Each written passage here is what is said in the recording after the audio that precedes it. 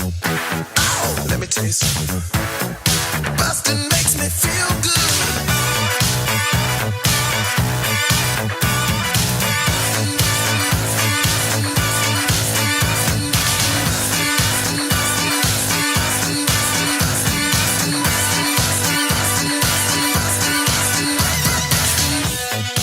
Hi, everybody. Welcome to Blockbusting, the podcast where we love to hate the movies. I'm your host, Jay Light. Joining me all the way from Houston, Texas, it's my good friend, Zahid Dewji.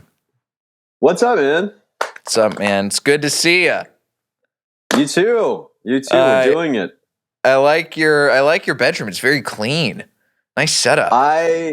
Dude, I'm telling you, this is the most amount of cleaning I've done because of video calls. I have to keep forcing myself to be a tidier person because of these fucking. I've done like 3 Zoom like comedy shows. And I'm like, all right, let's clean the fucking thing again. You're not going fake background. You're not going that right. You're keeping it actually clean. I live here.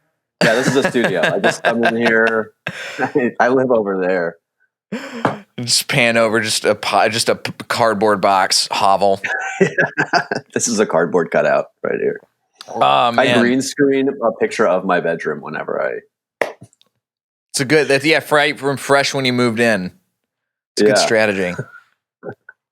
Well, it's nice to see you, man, and I'm glad we finally we're doing this. We've been sort of circling the past couple times you've been in LA or I've been in Houston. We talked about doing it. We never got around to it because we both are busy as hell doing comedy shows, and now we don't have anything to do.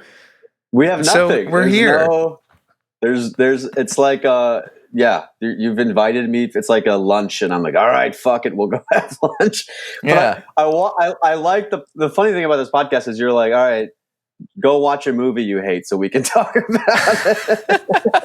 And I had to like sit through this movie, and the whole time I was like, this is such fucking garbage. I was just drinking, and then it became fun actually to watch it. Yeah, you go through the cycle, it's like grief, you go through it first, you're angry, and then you're sad, and then you just accept it for what it is. Yeah, and then you're drunk and you're watching the 3rd installment of Batman going like, how did this thing ever get made? Batman Forever, man. This, I did an episode a little while ago with Batman and Robin, and I had a guy on defending Batman and Robin, and I understood his defense because I could see, especially now watching Batman Forever is definitely not a good movie. But when you compare it to Batman and Robin, you can see like Joel Schumacher was trying to figure out what he wanted to do with the Batman franchise, and he just was juggling too much shit. And Batman and Robin is just like full on crazy, campy old Batman. Right. But this movie's it's too much. Well, with Forever, the thing is like it's a tonal shift between Tim Burton's Batman. So it's the first one where you're like seeing that shift, and they did it like I did a little bit of like research to be like, what the fuck happened, between Batman Returns and then Forever, right? And it was just that they wanted to make it like more kid friendly because I guess the other two were too sinister, which is like what the fun part, like, oh, that guy whose parents die and now he has to avenge them and be like, that was too sinister. Sorry, right? Like, so then they made it this like Alfred Hitchcock fucking like hodgepodge like acid, like it's so stupid, man. But it is fun. It is fun, but it's bad. It is bad in a way that like, all right, so this movie I think was like this Batman Forever walked so Batman and Robin could like full on sprint because there's just things in this movie that like you can see what Joel Schumacher's trying to do and shift and make the tone his own tone and not just keep it in like the sort of eerie Tim Burton land where it's like kind of grounded but still very comic booky, Totally. And in this, Joel Schumacher's still, he's got like Two-Face and the Riddler, who like even those villains, like the way that Tommy Lee Jones is playing Two-Face is very different than the way that Jim Carrey is playing the Riddler. It's so like it's so bad. Here's what bothers me. Number one about Two-Face is if you hypothetically got acid sprayed in your face, would it cut your face perfectly in half? There's no blend. There's no blend of like, oh yeah, there's like some kind of like it's kind of here and then here. They just cut it down the middle. Yeah, and it's perfectly too. It would it's look so like which is a makeup it's just tutorial. You could see the makeup line on his face. It's so bad, man. And like the whole movie, they keep having to allude to the fact that he has two sides of his personality, which is like, we get it. He's a Gemini. All right, enough. But like they make him smoke like 2 cigarettes. He's got like 2 meals to eat. He's got 2 girlfriends. We're like, okay, man. Jesus, Joel. You could really tell that just out of left field, Reese Witherspoon is one of the girlfriends, and she's really in like Hollywood jail at this point. The way she was just like relegated to playing like one character, just like we don't give a shit about you, Reese. We're trying to get you back off drugs. This is all you can do is just pretend to be an angel. Yeah, it's that whole section of like, I don't know, man. It's such a farce of a movie when you look at like the other two. I don't know. The first one, like I remember as a kid watching the first Batman and being like, oh shit, like this is rough. And the thing is, I remember enjoying this Batman as a kid. Right, because it's kid friendly. Did you see it in theaters? It's kid friendly. I probably did. I don't remember. The funny thing that I think about when I think about Batman Forever, and I actually always talk about how the secret group has the same color scheme and it's lighting. It does.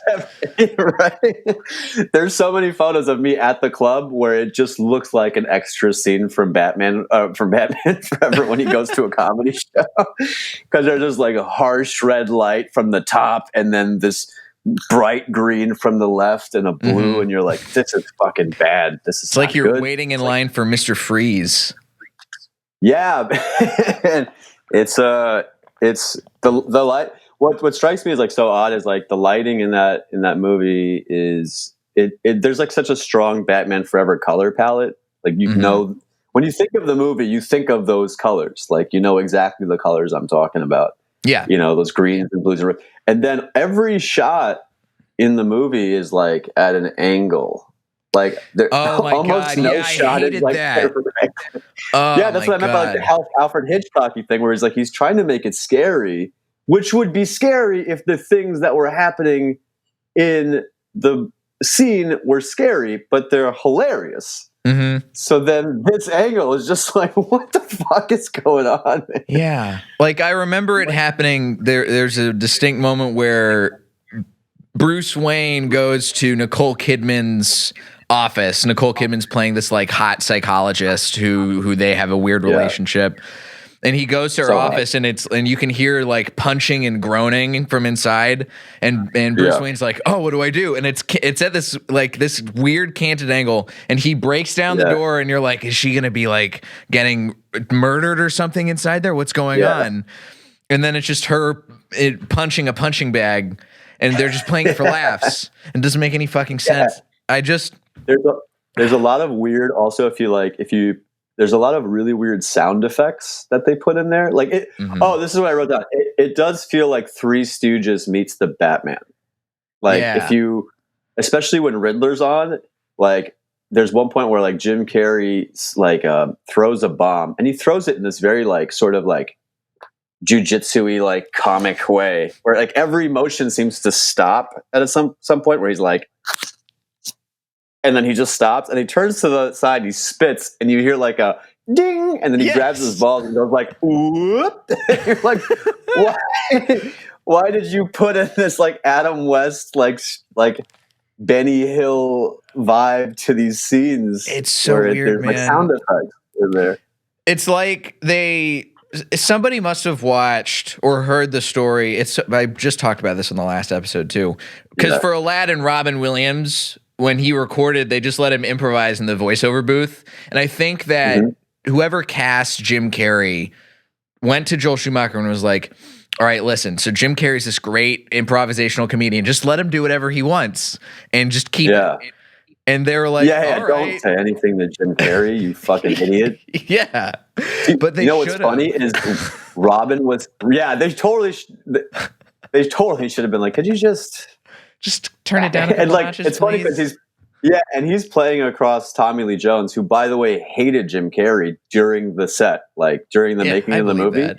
He wouldn't talk to Jim Carrey, and he told him, he goes, "I'm not a fan of your buffoonery." He told him that on the set. It's what he's being. He's being a buffoon. Yeah, but the thing is, like, Tommy Lee has to like play off of him. So then you have these like two people who are just like, I don't know, like strung out in this movie. What's funny is that they were supposed to get Robin Williams for the Jim Carrey role. Oh, really? Yeah, for Riddler. And guess who really wanted to play Riddler? I swear, I looked all this up before this. Who wanted to play Riddler? Wanted?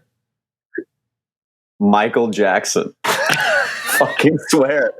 They turned down Michael Jackson. He was like, "Come on, please let me do it." Like, they really wanted to be the Riddler. They wanted Robin Williams. Different movie. Yeah, Marlon Wayans was supposed to be cast in the movie. And Schumacher had set aside a cameo for Bono. Bono was supposed to be in the movie. So fucking weird. Okay. Yeah.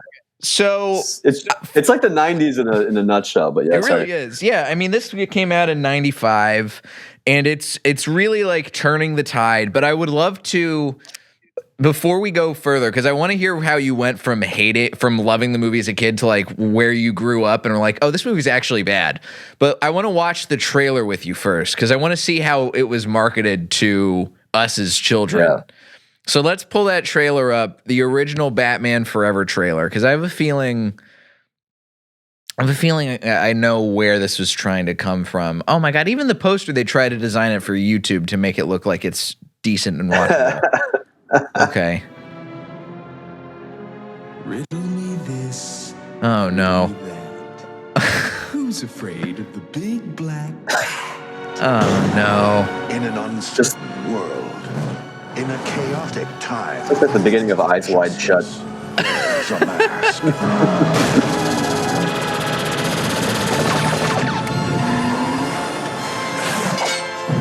Yeah, that's when it goes up the wall. It's just too ridiculous. There's that blue and the red. Your entrance was good. His was better. Love is a game. What is it about the wrong kind of man? She just touches his breasts.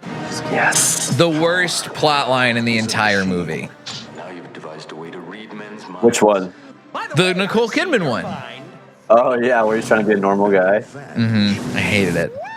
Riddler kind of looks like David Bowie. Looks like a Ziggy Stardust vibe going on. See, this is what, if they had gotten Michael Jackson, I feel like it probably would have been a little bit more grounded, and he would have kept up with Tommy Lee Jones. But Jim Carrey just go fucking wild. I think it's because they were marketing it to kids that it was kind of a conflict of interest. Yeah, fair. I don't know if you know about Jackson, but no, I didn't. I haven't watched any of the many documentaries on him in quarantine. Can you fill me in on what's going on with old MJ? How much time you got? Also, they were going to get Billy Baldwin to play new Batman, and then they got Val Kilmer instead. I think Baldwin would have been funny. Val Kilmer is a really weird choice for Batman. Also, I don't even remember that part happening where they have the there's so much helicopters crashing into shit imagery that I don't remember from the movie. Truth, always. Yeah, here's a question I had. Was Gotham supposed to be, I know it's based off of New York City, but is it also literally supposed to be New York City in the comic book? It's sort of like half and half, like, because they reference it in New York is called Gotham in some like real life scenarios, but then in all of the new movies that was made based on like Chicago, and they shot a lot of it in Chicago, and it has that kind of vibe to it instead of New York. But who knows, man? That trailer is pure 90s, very 90s energy in that trailer. And I hadn't seen that movie until you brought it up as the movie you wanted to talk about. So I'd heard it was bad. I want to know what changed for you. When did you go from liking it? Obviously, you're a kid the first time you saw it. So how did you watch it again and realize, oh, this is bad?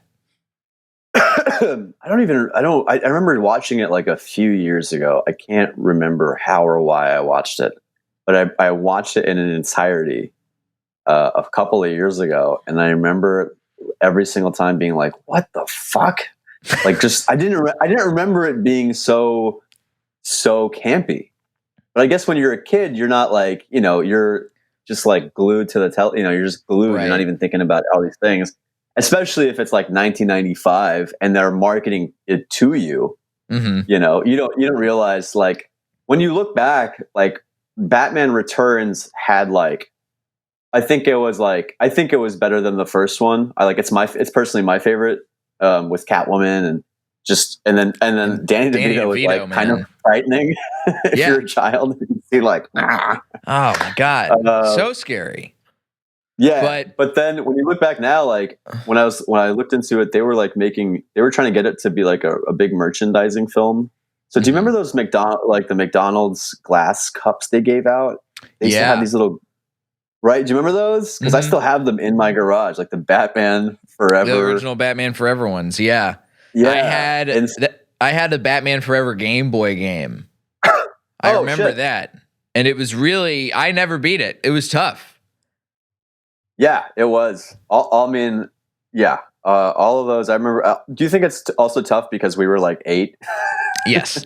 Also, for sure, it was like, that. You fucking do this. Yeah, like I remember because I remember not being able to beat like Banjo-Kazooie, and I was like, oh, this is the hardest game. And then I played it again a couple years ago, and I was like, oh, this is literally made for children. This is so easy. Yeah, this is very easy. But how could I not figure this out? Maybe that's probably the same with Batman Forever. I think when you're a kid, you're like, and what irritates me is what you said earlier, because I posted this on Facebook when I was like trying to think about like what are bad movies that I really like, or what are movies that I necessarily don't like. And when you don't like something, doesn't mean you can't, like, horror kind of works the same way. You could watch a horror movie and you're watching it and laughing, and it's good because it's so bad. And Batman Forever is one of those movies where it's like, it is, when people on the Facebook thing, like on the post, like argued, they were like, no, Batman Forever is like a classic. I just watched it. And I was like, what? You're 30, man. Like, that's a movie that you like, that you would watch. Like, not ironically, you would sit down and you would watch that movie, and you'd be like, hell yeah. No, you watch it because it's fucking terrible. Yeah, you know what I mean. But it's then when you're thinking of fun, that terrible. It's so bad. Like Batman and Robin is like full throttle crazy the whole time and fun. Yeah, it's not a good movie, but it's fun and enjoyable. But it's more entertaining. Yeah. Well, this is like that. This is like, if you look at it, this is technically, if Batman wasn't like a band, this is the third album. Just like, like history has never served like no one's ever like the third album was my favorite. No one has ever of course said that about any band. What I did write down what I think is, if you rewatch Batman Forever, it actually comes across, every scene feels like the beginning of a porn. It does. Doesn't it feel like someone's gonna fuck, and then they're just like, nope, we're just gonna keep the movie going, and you're like, wait, no one fucked? This is a great opportunity for me to bring up this clip. So I mentioned during the trailer, Nicole Kidman's plotline in this whole story, in this movie, is the worst, and I don't think that she should have even been in the movie. Giving Batman a romantic interest in this movie was a huge mistake, and I get they probably had to do it for studio reasons, but she's not the right choice. Her character sucks, and every scene with her and Batman or Bruce Wayne is so bad, and especially this one where we're about to watch. Very excited. Can we go back just a little bit, just a little tiny bit? Yeah. Okay, cool. So this is where Batman has seen the bat signal and he's like going to the police station to figure out what's going on. So yeah, let's roll that clip. Let's see what we got. Yep. So there's the bat signal. And somebody's turned it on. We don't know who. We assume it's probably Commissioner Gordon. And there's Batman. There's our boy. Commissioner Gordon. He's at home. I sent the signal.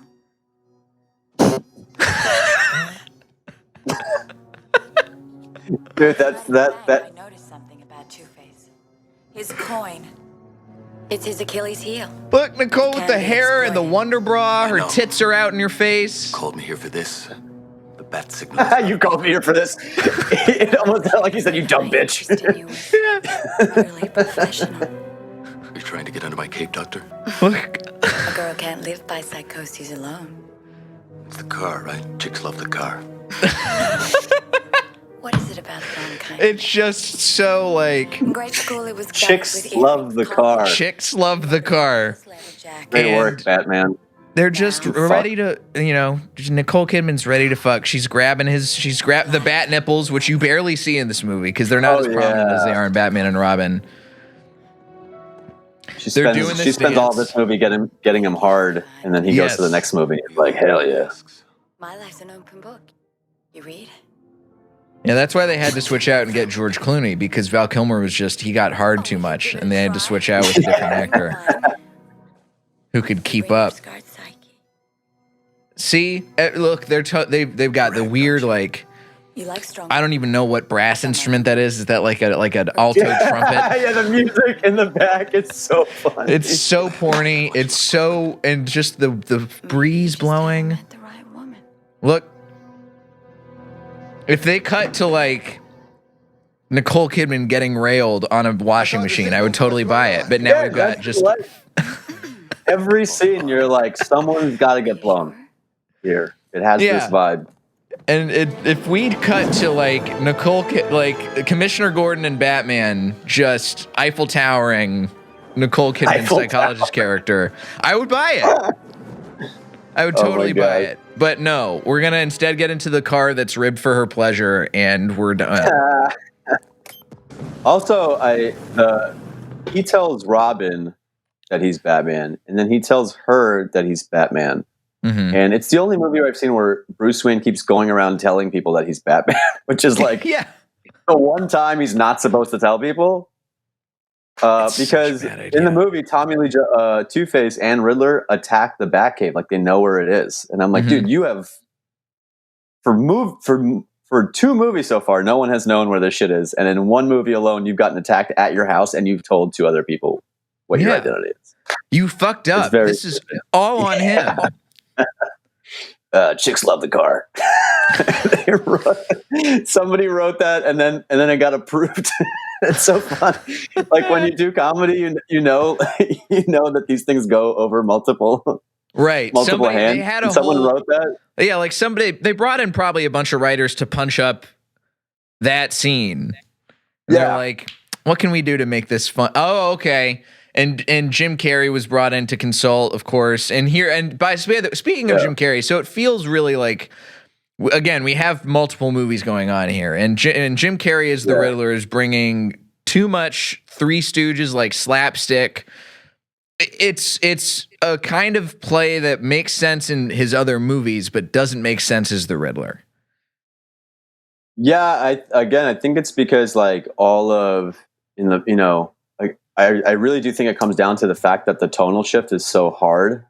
Mhm. Like it's so crazy to go from the first two into this one, so that when you then add, because in this movie he has Two-Face and Riddler both like, over the top characters. Like they're both Right. silly characters. Like there's two of them, and then you put Jim Carrey as one of the actors. It just doesn't fit. It doesn't make any sense because there's no straight man in the equation. Right. playing Tommy off Lee the other Jones one. is supposed to be the straight man, but he's also a man divided in half where he went to a tailor and had a suit custom made that's all crazy on one side. Yeah, That's- perfectly in half. That's Which the is- straight man in this movie.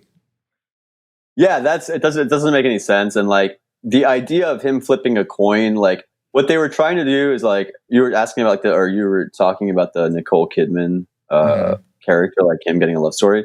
They handed the script off to because Tim Burton was working on a movie called Batman Continues.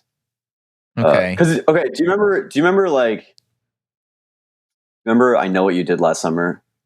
The movie. I never saw I Know What You Did Last Summer, but I remember it. I know the movie exists. Yeah. There was a sequel to the movie, and it was called I Still Know What You Did Last Summer. And there was a third one called I'll Always Know What You Did Last Summer. Like, it's like they just were like, fuck it. Just put them out, dude. Yeah. And it's funny to go from like Batman to Batman Returns, and he was like, I'm going to do Batman Continues. And they're like, no, Batman Forever. Like, the movie title itself is fucking stupid. It's so dumb. It's almost as dumb as, and I actually am one of the people who enjoys this movie, but it's almost as dumb as going from The Dark Knight to The Dark Knight Rises. Yeah. It's a dumb fucking title. Yeah, I agree, man. But yeah, Tim Burton hated the title, and that's why he's working on Batman Continues. But like, yeah, it's gotta suck to be Tim Burton and then see a movie that you're like a franchise you created. Then you make the second one, and they're like, we want to switch this whole franchise that you started yourself in your head and that you made and you perfected and is now a super blockbuster. We want to ruin it. And in order to ruin it, we're going to fire you.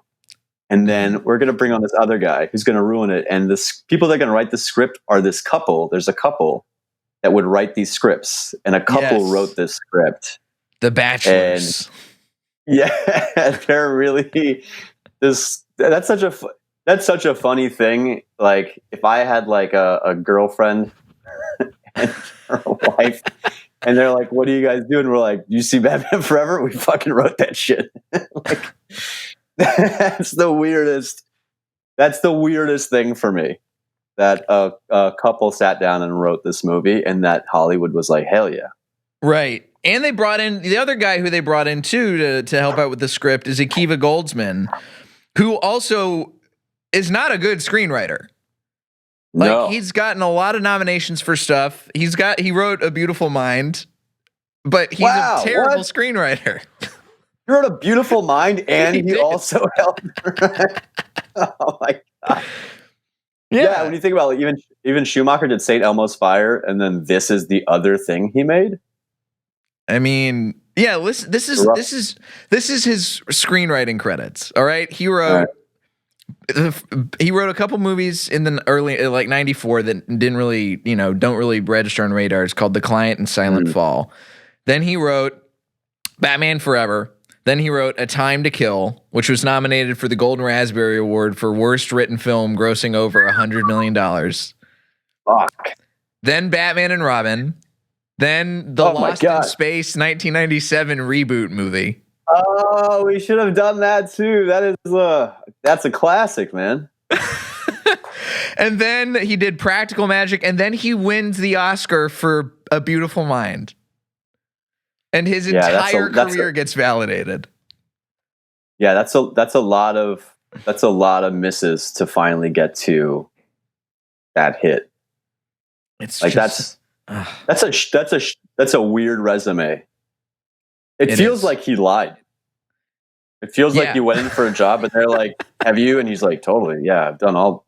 Yeah, I wrote A Beautiful Mind. They're like, "Did you write that?" He's like, "Yes, I wrote A Beautiful Mind." Yeah. I totally wrote with a piece of paper with those other movies on there, and they're like, "Did you seriously? You didn't cheat?" I bet there's like some dead fucking author somewhere who wrote A Beautiful Mind. It just has just Akiva Goldsman's letter opener just in his heart. Yeah, just in his chest while he's hills. Dead. It is hard to believe that 6 of those movies came out, and then the 7th one was A Beautiful Mind from a guy that has a history of total bullshit movies. I mean, a broken clock's right twice a day, Yeah, sure. I guess. Fucking guess, man.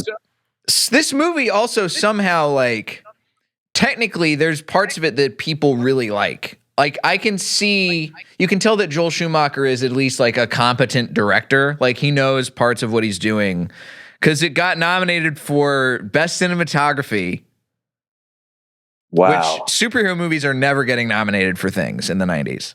It got nominated for Best Cinematography, Best Sound, and the U2 original song. I mean, thank God it lost. It was "Hold Me, Kill Me, Kiss Me, Thrill Me" or something like that. It was nominated for Best Original Song at the Golden Globes. It lost to "Colors of the Wind" from Pocahontas. First of all, "Colors of the Wind" is a perfect song. Perfect Vanessa song. Williams is a treasure. Movie. You heard it first. Jay Light hates Native Americans. That's the only thing I take away from it. I hate Disney's version of Native Americans. Disney colonized the good Native American movie and replaced it with a movie where we have a shucking and jiving raccoon. That's too much. It's too on the nose, guys. To win Best Cinematography, like I'm trying to put myself in my head of what it was like when that movie came out, because I don't know. I guess it's just one of those things that just doesn't like hold up over time. That's just for me. If you still like Batman and Forever, cool. If you think it's a visual masterpiece, because that's what a cinematographer would do. Because that's the thing. Sure. It's like you said it yourself. The lighting is in, like, you remember that lighting, right? And there's scenes that like I want to show this. There's this one other clip that I found, and it's shot well. Like, it's not a poorly shot scene, but everything that's happening in the actual scene is baffling.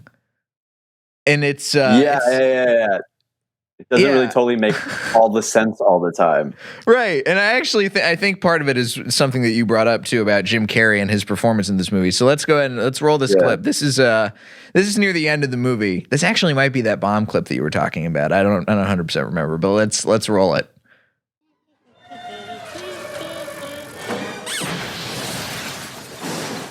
Yeah, the sound effects, man. Yep.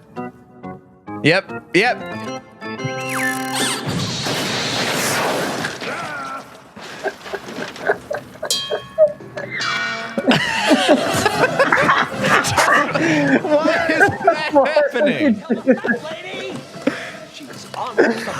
Why didn't he grab his nuts? I get that they're doing the baseball pitcher thing, but it's just... Do you think that they played those sound effects live on set for Jim Carrey to dance around to? I wonder if they were written into the script. They have to. Well, like from this angle, I get what you're saying, because from this angle, it does look very similar to the comic book. Because I know Schumacher was like trying to get some of those comic book angles out, which if they had done them a little bit less, I think they could have worked.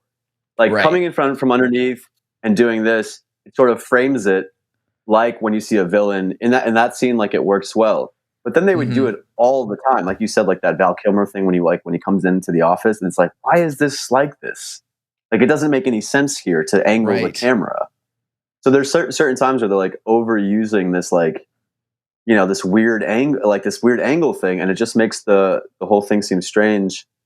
But I don't know, like, I feel like the script isn't necessarily fantastic. So from like Schumacher's point of view, you're probably being dealt this sort of shit in a box thing, and you got to make it work for what they want. This obviously feels like, you know, more of like hiring a guy that's like, do the job and do it well. Yeah, you're not just like hiring... take some liberties and make a film. You just got somebody in there who's like, he's doing his best with a huge, just a pile of garbage. And it did well. It was a success in the box office. You said it won a couple of things. Merchandising took off because, like, even 20 years later, I can still remember some of the merch from it. And then it does allow Batman and Robin to come through. So, like, they did achieve all of the things that they wanted from the film, but it does still make it a piece of shit. Yeah. It's still a bad movie. It's still a piece of shit at the end of the day. I still watch Batman Returns. Like, I've seen it. I've also watched the original Batman. They hold up, I think, as like cool movies. Like, there's like I don't know, a nostalgia. Michael Keaton is great as Batman. There's still the Tim Burton vibe. It's weird how the other two don't. Like, you don't go back. Nobody goes back and watches Batman and Robin.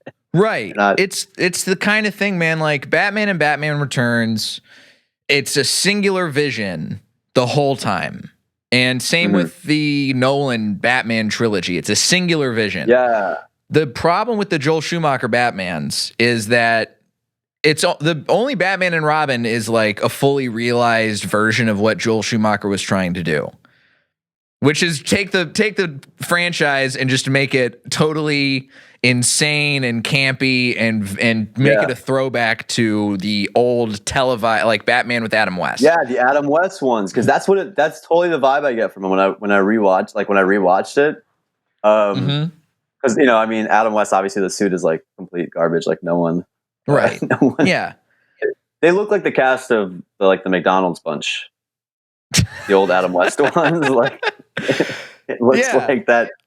Because they're all, I mean, it's just like really poor costumes. They look like they're wearing pajamas. Yeah, exactly. Yeah, they're wearing yes, exactly. And then there's these like kind of like comedic.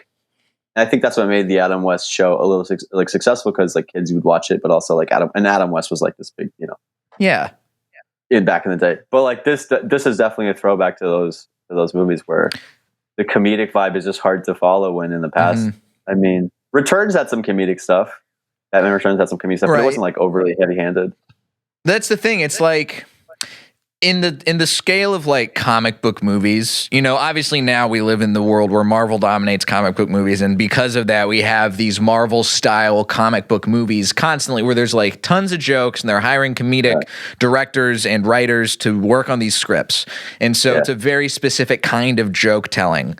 But these older movies, they were just like, comic books have laughs in them, but they're also like, so Batman especially, it's like a different kind of story. Yeah. And they didn't figure out how to nail it down. And so I think that there's something about Batman Forever that like, it has moments where you're like, this could be something really good. And it's got moments like, this just occurred to me. What's up? Kiss from a Rose was written for this movie. Was it? It's an iconic song. I thought that was Batman Returns. That was for this movie? That was for this movie. That was for Batman Forever, dude. What? Without Batman Forever, we don't have Kiss from a Rose. Yeah, all right. That's true. It is like one of the greatest songs of all time. Yeah, look, this is the official music video. It's Batman scenes. I don't know why. I remember that. I like wanted to turn it up. I went to turn it up on my keyboard. Beautiful. Oh my god. Do we ever know what happened to his face? To Seal? Yeah. He's like the prototype for Two-Face. He had acid spilled on his face, and instead of becoming, they should have looked at Seal and been like, "Fuck, that's how we should do this." And then some asshole was like, "What if it was right in the middle?" It's such a shame that they did a song called Kiss from a Rose, but they didn't have it be about Poison Ivy in a Batman movie. Come on. Yeah. Just save it. Did he write the song for the movie, or did he have the song and then they picked it out? I'm looking that up right now. It would be funny to like, they send him this movie and he gets inspired to write the song. Would be the best answer I could ever hear. As if Seal had to write a song, and he watches this movie and writes fucking one of the best songs of all time. Oh my god. Okay, so here's the history of Kiss from a Rose. Okay. So it was released as a single, but then it was re-released. Nobody knew about it in '94 when it got released, and then it was re-released and included on the Batman Forever soundtrack, which helped it become a hit. And then it was nominated and won for multiple Grammy Awards. It won Grammy Awards for Record of the Year, Song of the Year, and Best Male Pop Vocal Performance because of Batman Forever. Shit. That is crazy. Best record? What the fuck else was on that album? I don't know, man. It's you gotta do a separate podcast where we just go back and review whole records, I think. Because I am desperate after this to listen to the rest of that Seal record, because you can't just come out with Kiss from a Rose and they're like, fuck it, give him best record, because I haven't heard anything else that Seal has done. Well, he had that one other song. But one other hit. He had that after Kiss from a Rose, right? Yeah. I just wonder if it's from that same record, because that's a crazy trio to get best pop male, best best single and best record. That's fucking crazy. Yeah, that's wild. I mean, Song of the Year from a fucking Batman compilation album. Like, can you imagine? Yeah, Batman. There's no way anything like that's ever happening ever again. Well, I'm gonna look up what else is in the Batman Forever soundtrack. My God, you have it? No, I think it's that one U2 song. I think it's got a Flaming Lips song. Really? Yeah. Record of the Year, man. Wow. Yeah, they do have Flaming Lips. Holy shit. Nick Cave, Method Man, The Offspring, Amazing Star, and PJ Harvey. This is not a bad group of artists. It's funny because you know what? If it's anything like Batman Forever, I expect every song to be shit because all the actors in this movie are also individually great. Mm-hmm. But for some reason, when you put them together, it's a fucking disaster. And I hope that if I listen to the soundtrack, it's just like shit song after shit song after shit song. But it's like all the best artists.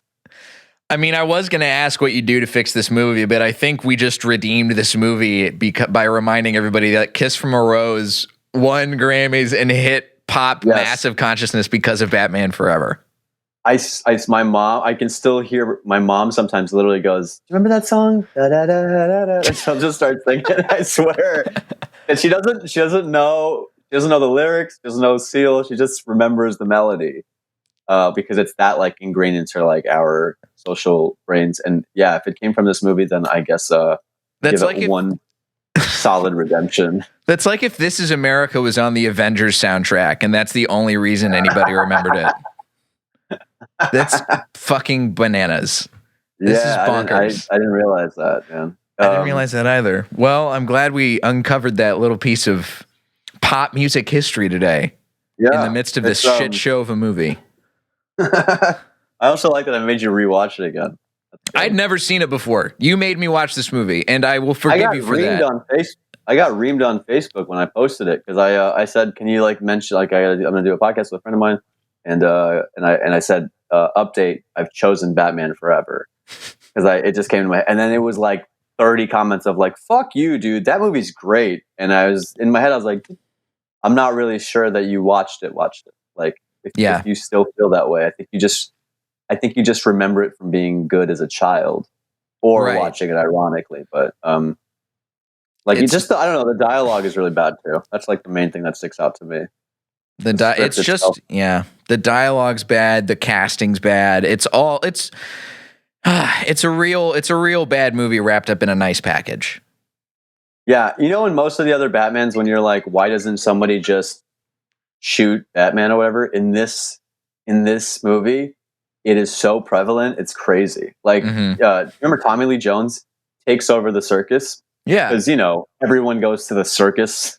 Of course. I don't know why all of Gotham's richest people are at the fucking circus, but so they go to the circus. Already an insane premise for a scene. And then Two-Face comes in and then just takes over. But no one's really holding the people hostage. Right, everybody's just watching. Yeah, everyone's watching this guy be like, "I'm gonna blow it up," and no one's like, "All right, anyone do any?" It's beyond unbelievable, and which makes sense. It's the kids. I hate to be like that adult. My dad would do that, with movies where he's like, "That's not realistic," Right. But and I get that it's for kids, but it does strike itself as this may be a question for another day, but why do circuses feature so prominently in movies when circuses don't even exist? We're not talking Cirque du Soleil circuses. We're talking normal lion tamers and trapeze artist circuses. Maybe there seems to be an element of nostalgic imagination. I don't know if that's me trying to be too deep. I just mean some weird thing in our heads where this used to exist and we kind of playing that, I guess.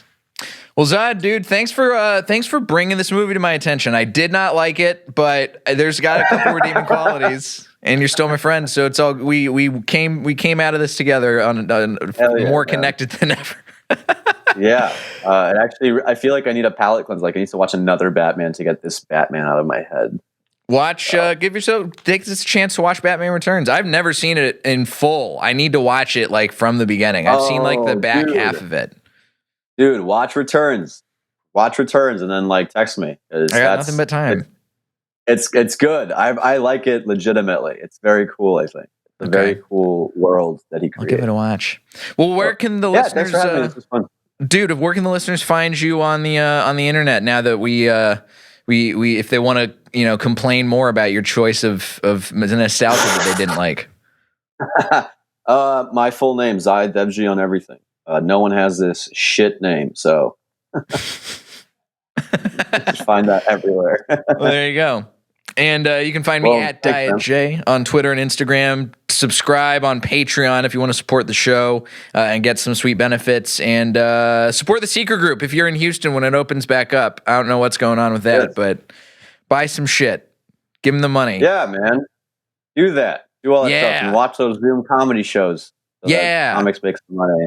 Yeah. Do it. Dude, thanks again, man. I appreciate it. Appreciate it, man. Absolutely, man. Thanks for having me, bro. Happy to have you, dude. This has been Blockbusting. Go see something good for a change.